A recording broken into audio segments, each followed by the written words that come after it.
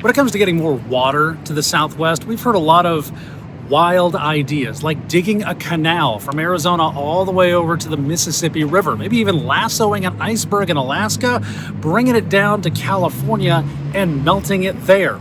So really, nuclear-powered desalination doesn't seem so far out there. What if we could fix the Colorado River? Not just use less, but give it more water.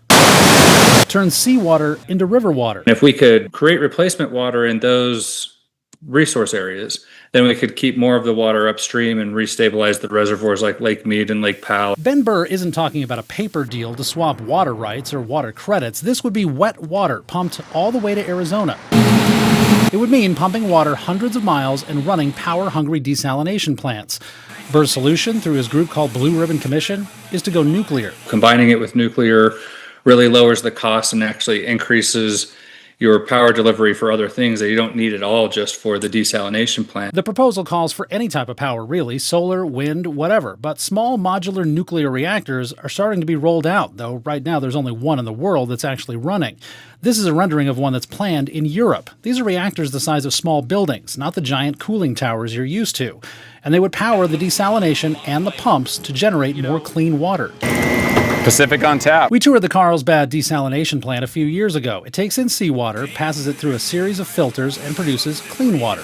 Too clean, actually. We actually have to put minerals back into it to create hardness for flavor and taste and color. Desalination hasn't really caught on in California for a couple reasons. There are environmental regulations, and the water it produces is more expensive than other sources. The Carlsbad plant is some of the most expensive desalinated water on the planet. And it's because it was built in full compliance with the California Environmental Regulatory Code. And nuclear power aside, that's what Ben Burr's bill would really do, eliminate those regulations, because the desalination plants would be on federal land or even on federal water. That'd be like your military bases, lands that are exclusively owned by the federal government in those coastal areas. The government doesn't have to be subordinate to state of California regulations. It's an uphill climb, to be sure. Burr's rough estimate is $40 billion, but 3 entire states with tens of millions of people would get the water. Burr says that's worth the price. William Pitts, 12 News.